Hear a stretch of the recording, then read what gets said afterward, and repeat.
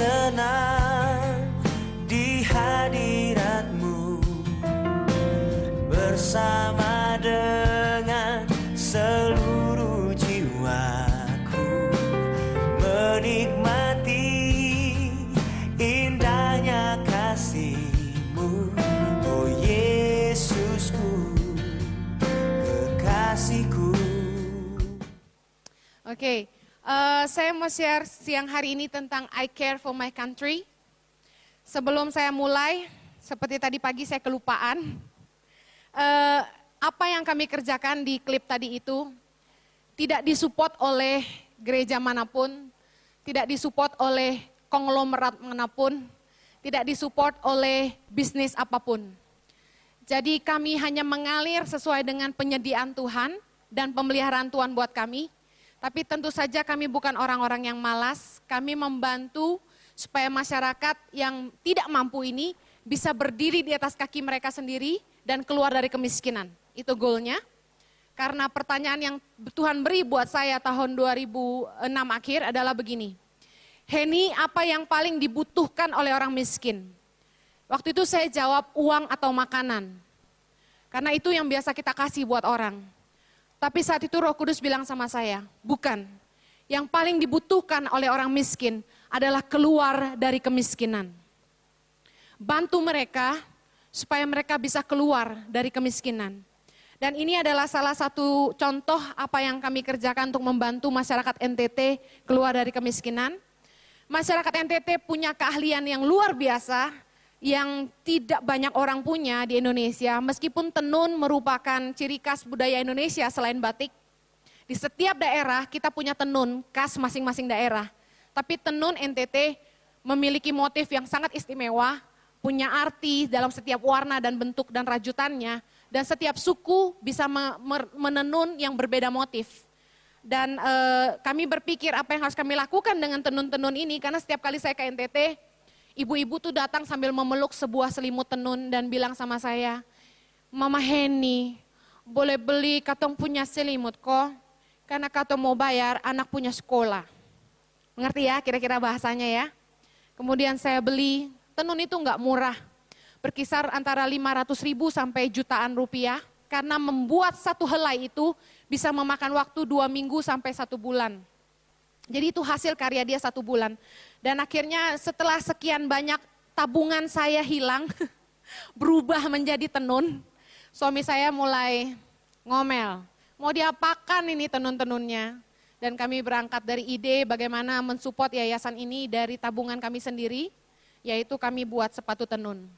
Buat sepatu ini cukup mahal karena bikinnya suruh orang lain lagi. Kami cuma untung paling 50.000 satu sepatu, tapi it's okay. Paling tidak kami menolong ibu-ibu yang menenunnya dan kembali lagi untuk keuntungannya untuk support apa yang kami kerjakan untuk Indonesia. Kalau saudara mau memberkati pelayanan ini, saudara bisa lihat di counter depan sebentar dan juga ada gelang dengan tulisan Live a Better Life, menjadi tagline kami. Kami menolong setiap orang hidup lebih baik. Ada 6 warna, orange, glow in the dark, biru, merah, abu-abu, dan hitam. Nah, ada yang beli glow in the dark dan komplain sama kami. Katanya glow in the dark, tapi setelah dipakai kok nggak glowing. Nah, saya mau kasih tahu, glow in the dark itu dia bukan benda hidup, dia benda mati. Dia harus dikasih kesempatan menyerap cahaya, nggak bisa diumpetin di dalam jas, jaket, dan laci. Jadi harus dikasih expose ke cahaya, baru malamnya dia terang. Oke? Supaya nggak komplain lagi, jadi saya jelasin. Saya nggak pinter dagang nih kayak Ko Jojo, jadi kira-kira begitulah ya. Jadi kalau saudara mau memberkati ada kaos dan buku juga di depan. Oke, kita masuk pada poin yang pertama, I care for my country.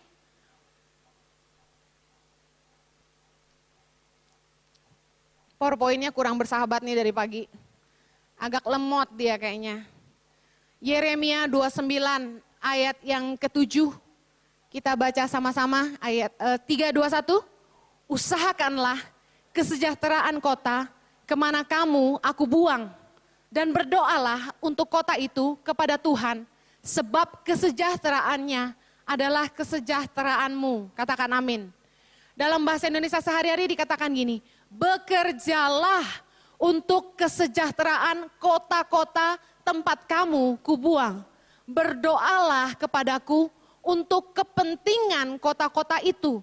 Sebab kalau kota-kota itu makmur, kamu pun akan makmur. Berapa banyak orang-orang kaya di Indonesia, mereka menjadi kaya dari tanah Indonesia. Tetapi yang saya mau sampaikan pagi hari ini, jangan hanya kaya, tapi perkayakanlah tanah di mana kita menjadi kaya.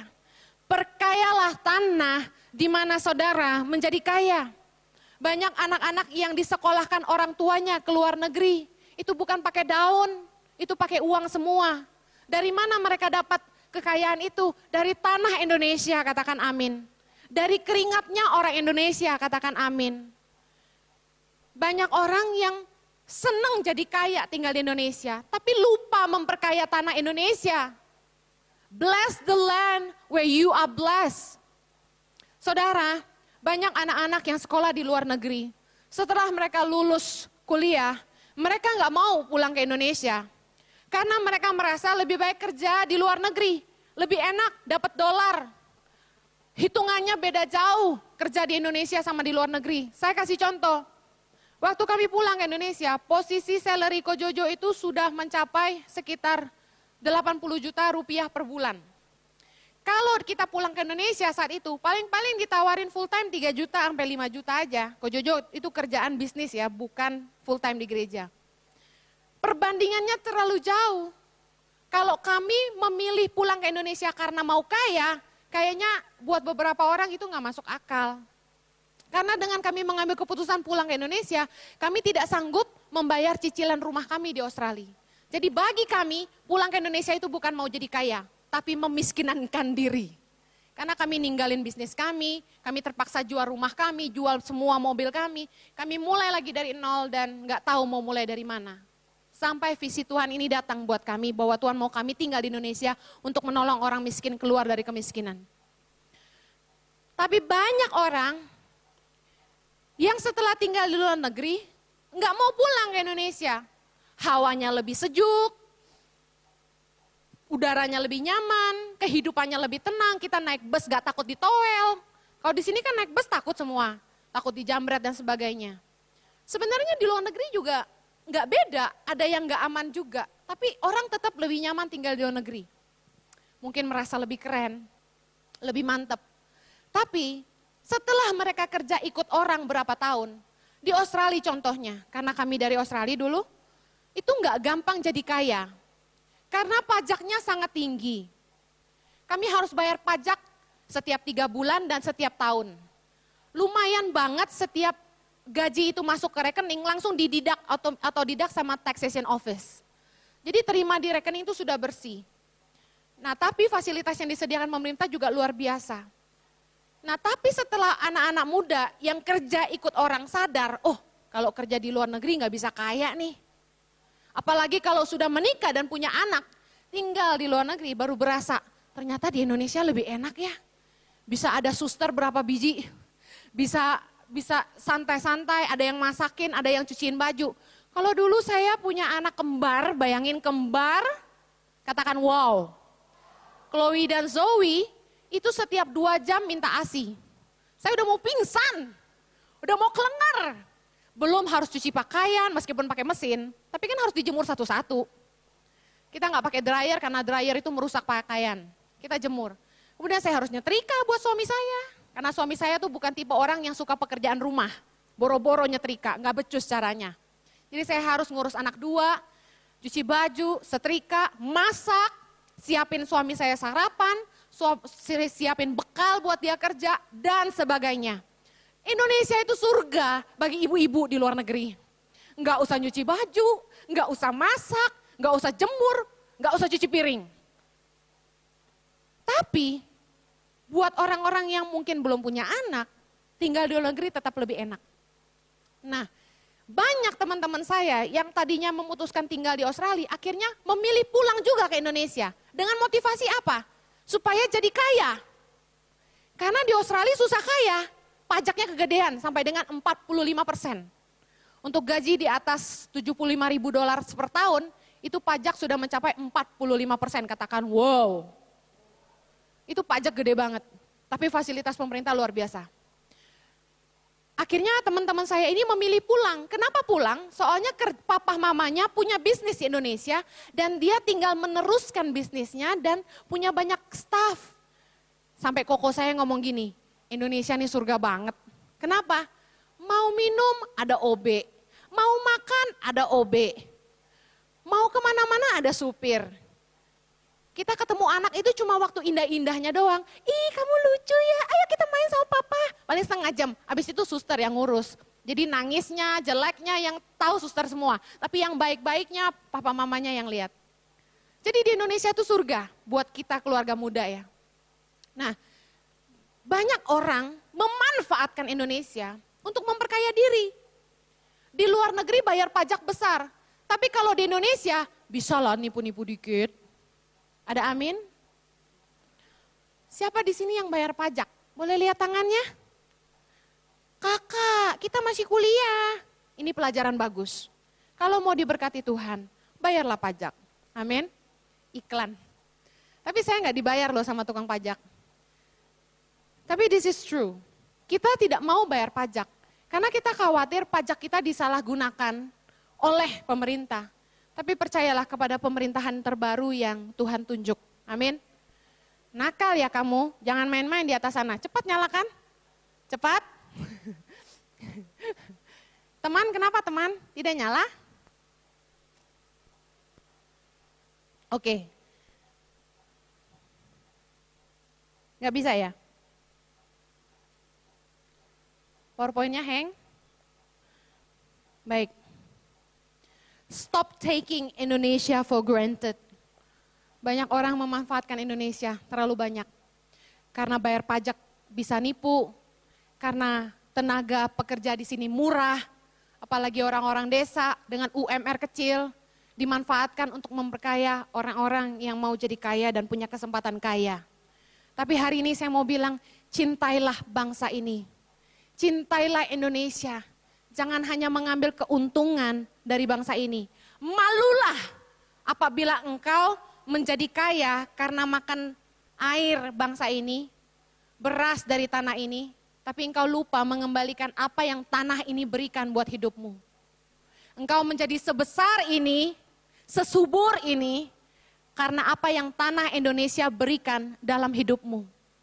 Malulah kalau tidak pernah memberikan kontribusi apa-apa buat tanah ini, katakan amin. Saya heran kenapa Tuhan panggil saya jauh-jauh dari Australia pulang ke Indonesia. Ternyata banyak orang yang gak peduli sama Indonesia. Luar saya Cina, tetapi dalam saya Indonesia. Stop taking Indonesia for granted.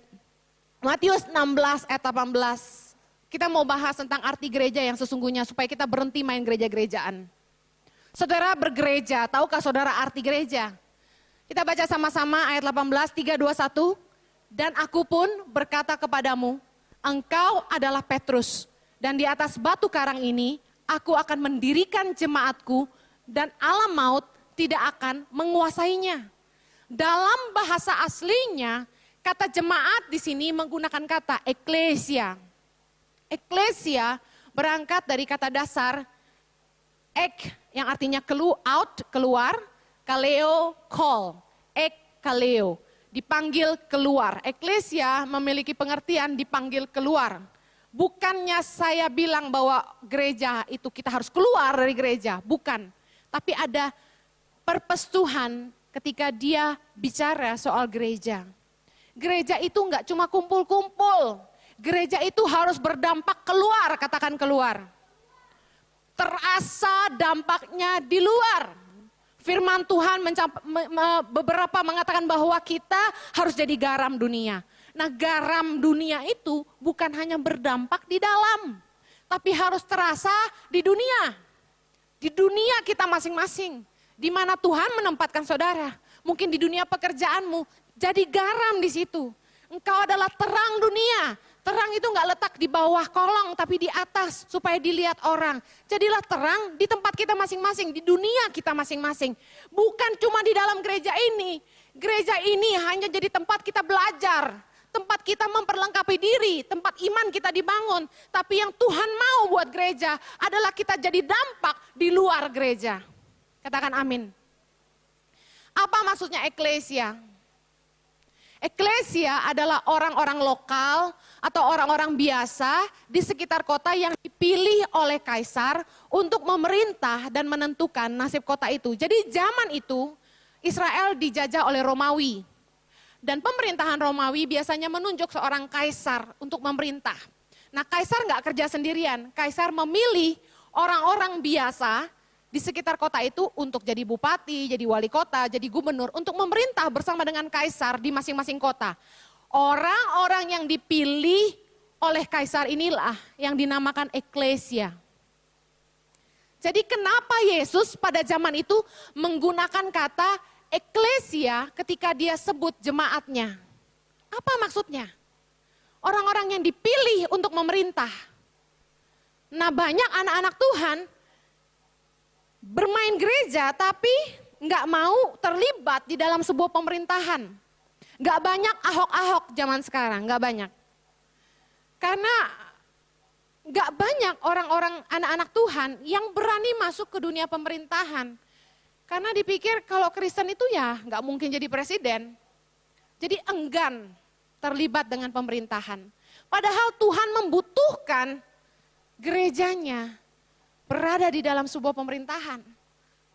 Lahir ahok-ahok di setiap jenjang pemerintahan di Indonesia.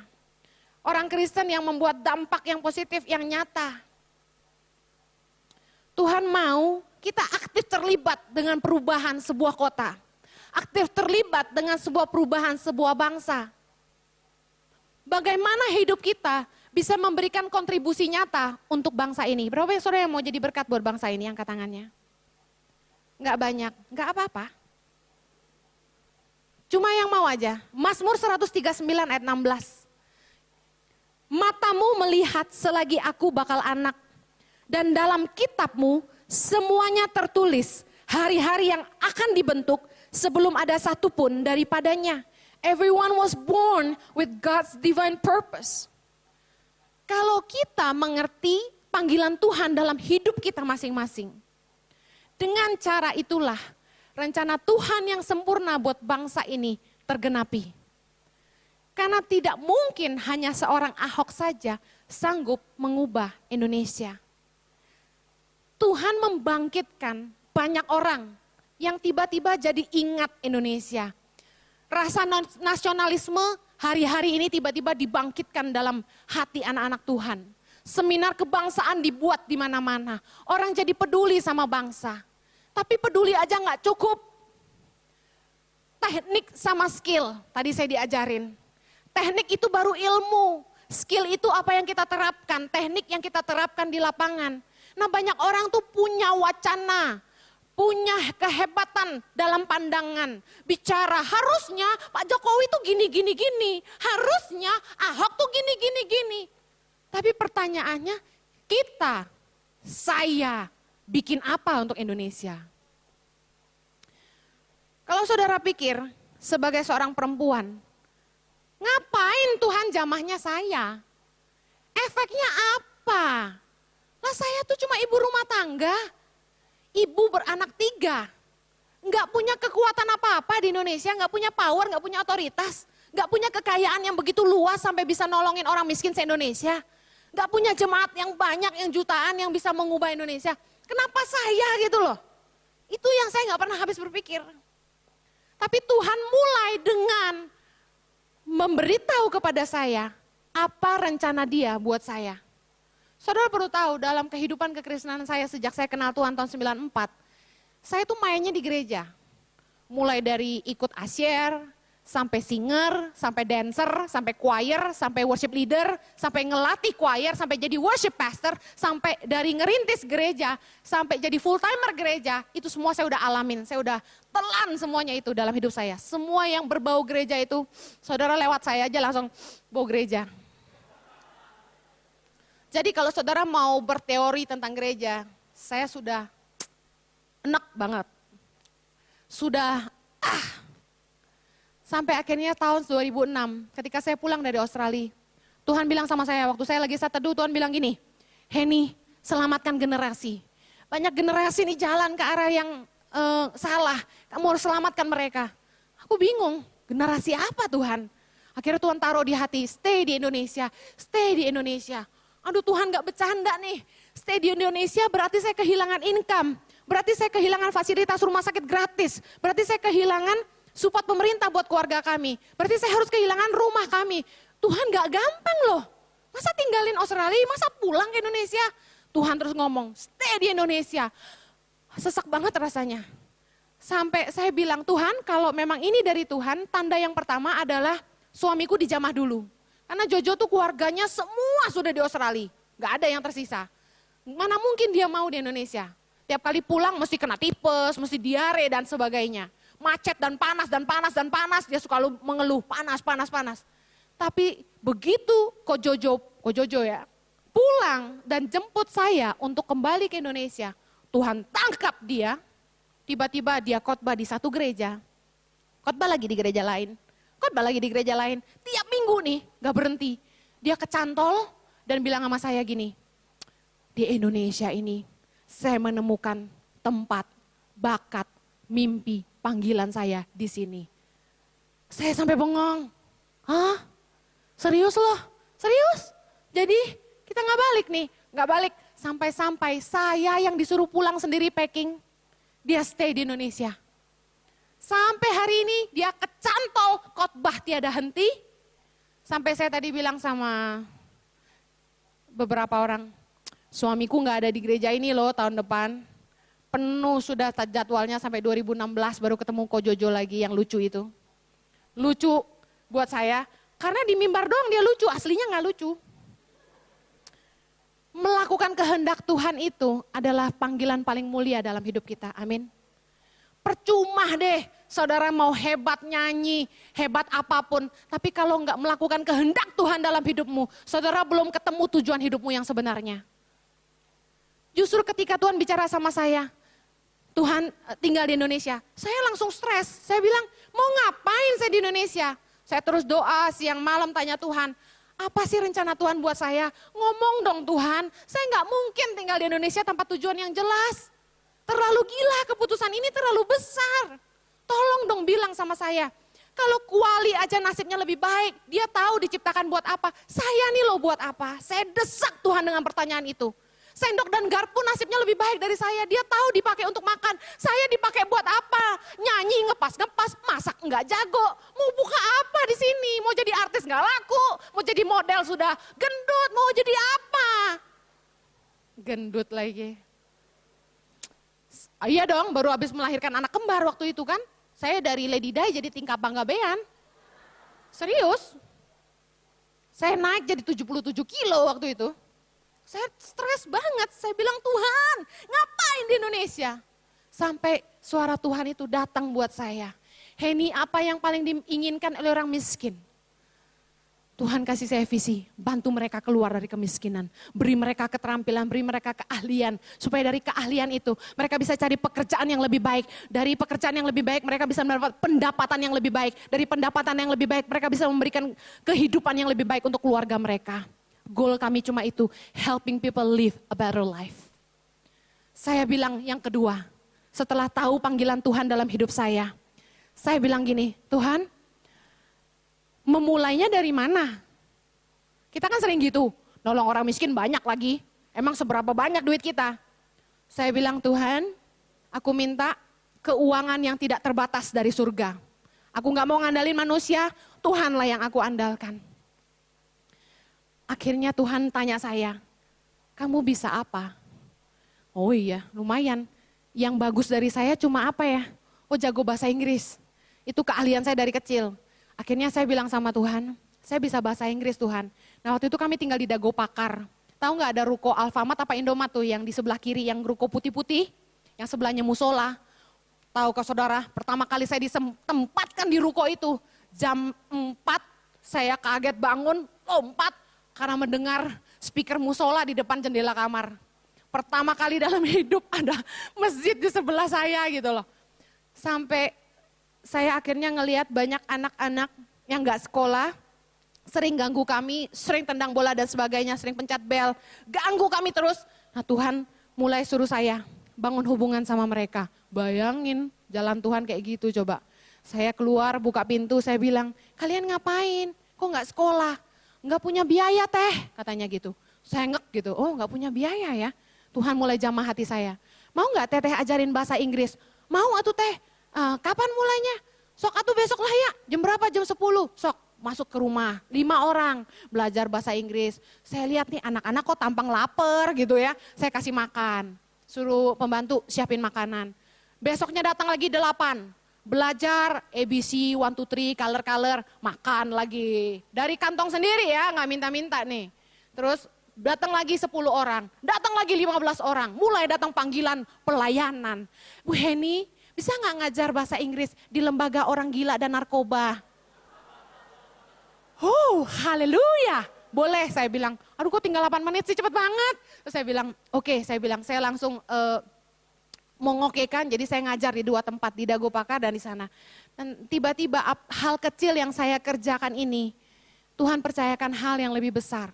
Saya ketemu sama Joyce Meyer Ministry yang lagi cari orang untuk project dia di Indonesia, Feeding the Children.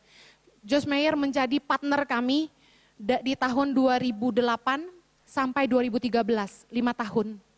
Dan Tuhan sertai kami dengan luar biasa. Kalau dulu kami dengan Joyce Meyer hanya memberi makan 1.500 anak. Itu pun support dari Joyce Meyer cuma separuh. Kami sekarang dipercaya Tuhan akhir 2014 ada 3.975 anak di 40 titik seluruh Indonesia. Dari 5 anak yang kami ajar. Dan ingat baik-baik, bukan dari konglomerat manapun. Sehingga saya nggak usah sungkan-sungkan sama konglomerat siapapun. Nggak perlu diatur-atur sama konglomerat manapun. Yang kedua, bukan disupport oleh gereja manapun. Karena kami nggak punya jemaat, kami sibuk keliling Indonesia masuk pedalaman ngurusin orang miskin. Gak sempat bikin gereja, apalagi jemaat tuh manja, benar gak sih? Yang ketiga, kami gak punya bisnis, gak punya kesempatan untuk bangun bisnis apapun. Banyak orang kaya yang bilang sama kami, Pak Jojo harus punya bisnis untuk support pelayanan saudara, Bapak. Mana bisa Bapak khotbah-khotbah cari duit begitu untuk kasih makan anak-anak. Buktinya kami bisa karena Tuhan yang menyediakan. Apa yang saya mau sampaikan buat saudara? Kalau Tuhan menyertai kami, berarti hati Tuhan buat Indonesia. Kalau Tuhan buat mujizat bagi pelayanan Yayasan Tangan Pengharapan, berarti itulah kehendak Tuhan bagi gerejanya di Indonesia. Apakah kebetulan kalau Jojo itu diberi kesempatan khotbah dari satu gereja ke gereja yang lain? Tuhan mau menitipkan hatinya buat kami, buka mata gereja. Jangan cuma self-centered, memikirkan diri sendiri. Lakukan yang lebih besar buat gerejanya, bikin Natal habis miliatan. Sementara orang buat Natal, minum teh aja gak punya uang untuk beli teh.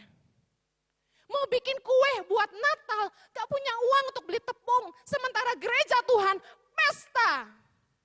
Miliatan hanya buat sound system dan lampu. Kemana kita? Kalau gereja itu jadi garam buat Indonesia, kenapa sampai hari ini gereja ada 300.000 di Indonesia? Indonesia tidak juga dimenangkan bagi Tuhan. Kenapa izin gereja begitu sulit? Karena gereja tidak pernah perhatikan lingkungannya. Kita maunya mengkristenisasi, menjadikan orang Kristen tanpa mau memenangkan hati mereka. Kehebatan pesantren adalah mereka masuk ke semua pelosok Indonesia dan membangun sekolah, membuat anak-anak tidak mampu bisa sekolah, bisa makan dan dapat tempat tinggal gratis. Apa yang gereja buat untuk Indonesia? Lalu kita membenci agama lain. Kita mengkritik orang-orang yang beragama lain. Sekarang pertanyaannya, apa yang kita sendiri sebagai gereja lakukan untuk Indonesia? Saya punya alasan untuk gak peduli sama bangsa ini. Tolong nyalain slide-nya. Saya punya alasan untuk gak peduli bangsa ini. Saudara, saya mau kasih lihat. Ini adalah Mentawai. Siapa yang tahu Mentawai? Angkat tangan. Pasti nggak banyak. Tahukah saudara, ketika saya menginjakan kaki di Padang, karena dari Jakarta ke Padang baru nyebrang naik kapal laut 1 malam. Di Mentawai ini banyak bule. Nggak tahu kan? Kirain Bali doang. Di Mentawai adalah the best surfing area in the world. Tempat surfing terbaik di dunia. Hawaii sudah kalah. Dengan ombak paling rendah 3 meter. Kami harus naik perahu. Tahukah saudara, di pulau sebagus ini ombaknya, yang harusnya bisa jadi pusat pariwisata yang memperkaya rakyatnya, tidak terbangun apa-apa. Jalanan aspal saja tidak ada, air susah, saya mandi dengan air hitam, bensin mahal. Tahukah saudara, untuk sekolah anak-anaknya nggak bisa, karena sekolah nggak ada dan duit nggak ada. Tahukah saudara, yang mengeruk keuntungan dari tanah kita yang indah ini, Mentawai itu Indonesia dan itu punya kita. Yang mengeruk keuntungannya siapa? Orang dari Prancis. Mereka punya kapal pesiar cruise di sana. Kalau orang mau nginep di kapal 1 malam 10 juta, $1.000. Orang Australia beli pulau, dibangun jadi resort. Kalau mau nginep paling murah 1 malam $500. Mereka yang bawain uang Indonesia masuk ke luar negeri. Sementara rakyat Mentawai miskin, melarat. Karena orang Indonesia nggak peduli bangsanya sendiri. Ini Halmahera. Halmahera adalah pusat emas. Rakyatnya tidur di atas emas. Tapi tahukah saudara, listrik belum ada. Masuk ke pelosok itu air susah, listrik susah. Terjadi di mana-mana. Untuk sekolah aja anak-anak itu nggak bisa. Kekurangan makan semua. Tiap hari hanya makan pisang, pakai kelapa. Pisang pakai kelapa, udah mulai dari digoreng, digodok, bikin santan, segala macam udah mereka rasa. Saudara bayangkan besar hanya dengan buah pisang. Saudara harus ngerti, yang mengeruk keuntungan dari Halmahera adalah Australia. Mereka punya tambang emas yang setiap hari bisa mengeruk 500 kg emas murni setiap hari. Itu pun yang kerja rakyat kita. Seperti penjajahan itu, saudara pikir kita sudah merdeka? Siapa bilang? Indonesia masih dijajah oleh bangsanya sendiri. Yang menjual apa yang harusnya milik rakyat. Sementara tinggal di tanah yang kaya, mereka nggak bisa sekolah. Dan keuntungannya diambil oleh bangsa lain. Kenapa? Karena kita orang Kristen nggak berdiri buat hak orang lemah. Ini NTT, provinsi termiskin di Indonesia. Yang masih tinggal di gubuk dan tidur di atas tanah. Yang tiap hari hanya bisa makan jagung dan harus melewati masa kelaparan setiap tahun 2 bulan dalam setahun. Kalau hari ini saudara berpikir saya bercanda, saudara harus ikut saya kapan-kapan. Kenapa kami harus bangunkan rumah? Karena anak-anak itu nggak akan pernah sehat kalau tidur di rumah bulat itu asap terus 24 jam. TBC semua, bengek semua, radang paru-paru parah. Saudara bilang, Bu Heni lebay. Lupakan apa yang saudara bilang itu kemerdekaan. Kalau rakyat kita sendiri nggak merdeka. Internet sudah sejauh telapak tangan, tapi masih ada bangsa kita yang tidur di atas tanah. Jangankan listrik, jangankan air, mau minum aja susah, mau mandi aja susah. Dan saudara masih bisa, gereja cuma peduli harus tempat yang bagus, harus ada AC, harus parkir gampang. Kalau nggak ada 3 itu, boro-boro mau ke gereja. Gereja yang nggak ada AC panas sepi, karena saya udah khotbah dari mulai gereja kecil sampai gereja besar. Orang Kristen selalu cari nyaman. Panggilan Tuhan buat kita, gereja peduli buat bangsa ini, lakukan sesuatu buat bangsa ini. Saya tutup. Apa yang kami kerjakan ini sekali lagi, lihat, ini nggak update, ini yang lalu, tahun 2013. Center seluruh Indonesia ini berdiri atas kehendak Tuhan dan disupport oleh Tuhan sendiri. Nggak ada satu orang manusia pun yang berjasa untuk buat ini terjadi. Saya punya alasan untuk tidak peduli sama bangsa ini. Pertama, saya ini asli keturunan Tionghoa walaupun kulitnya kok nggak kayak Tionghoa. Nama asli saya tuh Lim Ai Ching, kalau nggak percaya habis ini lihat KTP saya. Lim Ai Ching, artinya cinta. Orang Tionghoa itu dibesarkan tidak peduli bangsa Indonesia. Bagi keturunan Tionghoa, orang Indonesia atau pribumi itu adalah hamba atau budak. Tapi dari saya kecil, Tuhan sudah bentuk saya. Tiap kali saya ketemu pembantu, saya selalu tanya, Mbak kenapa jadi pembantu? Dia bilang, karena dulu ibu saya pembantu. Terus kenapa dulu ibunya pembantu? Karena nenek saya dulu pembantu. Terus kenapa neneknya jadi pembantu? Karena dulu mamanya juga pembantu. Mengganggu pikiran saya. Kenapa kalau dia susah, dia nggak mau keturunannya lebih berhasil dari dia. Mentalitas budak ini terbangun sejak kita dijajah ratusan tahun. Dan terus mengganggu pikiran saya. Dan terus sampai saya besar itu, saya senang bergaul dengan orang susah. Ketika mama papa saya dan adik dan kakak saya makan di meja dengan piring keramik, makan mewah-mewah, saya pindah ke dapur, duduk di lantai, ambil piring kaleng, makan pakai tangan, saya belajar makan seperti mereka. Ada yang menghina saya bilang kamu balung kere. Balung kerenya itu artinya emang dasar jiwanya miskin. Justru menurut saya orang kaya itu bukan dari seberapa mewah makanannya. Bukan seberapa besar rumahnya, seberapa banyak asetnya. Tapi kaya adalah orang yang diberi karunia Tuhan menikmati dan bersyukur. Orang boleh kaya tapi belum tentu dia menikmati. Banyak orang komplain sama suaminya. Padahal dia nggak tahu apa yang sebenarnya dia punya. Saya punya alasan untuk gak peduli sama bangsa Indonesia. Karena sebenarnya saya bisa hidup lebih layak di luar negeri. Tapi kenapa saya mau pulang? Bisa tolong balik lagi gak? Jangan dimatiin. Saya ibu rumah tangga.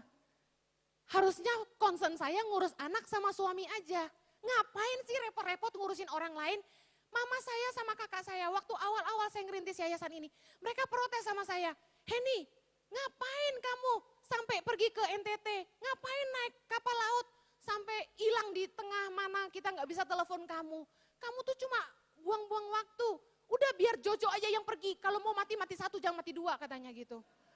Las, Tuhan kasih visi ini ke saya. Nggak mungkin Jojo yang pergi, mau juga saya yang pergi biar Jojo yang di Jakarta.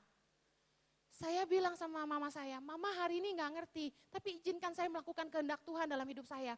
Saya berangkat ke Halmahera sendirian, turun di Pulau Ternate saya harus naik speedboat, naik ojek, naik speedboat, nyebrang lautan 45 menit. Jojo gak ikut. Ketika itu hujan deras, saya turun ke kapal, lompat karena terlalu jauh jaraknya, kepleset sampai jatuh. Tapi saya lihat suka duka saya itu melakukan apa yang hari ini terbangun. Sangat-sangat memberkati saya. Karena saya yakin ini hati Tuhan buat Indonesia. Kita terlalu nyaman. Kalau saya memilih kenyamanan, lebih baik saya urus anak aja di rumah.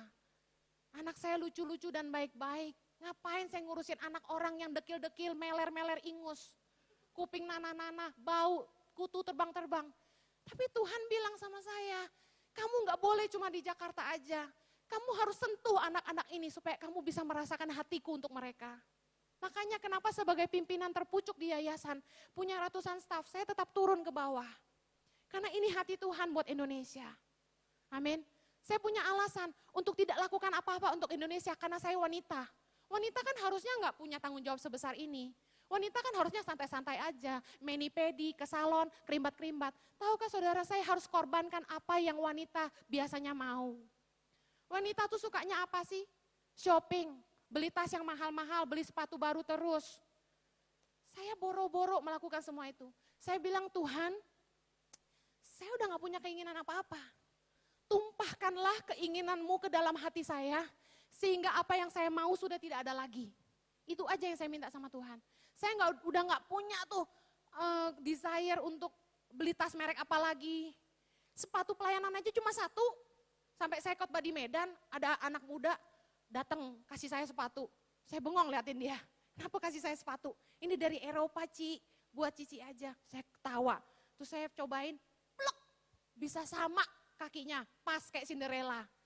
Tuhan tuh pelihara saya sampai sebegitunya, karena saya nggak pengen apa-apa. Jojo tuh nggak pernah saya manfaatkan PK-nya untuk beliin saya branded bags. Tiba-tiba ada yang ngasih saya tas Gucci, tas LV, tas apa tuh, saking nggak mikirin ya, Burberry. Saya bilang, buat apa semua ini, keberatan tasnya. Saya kemana-mana taruh di lantai.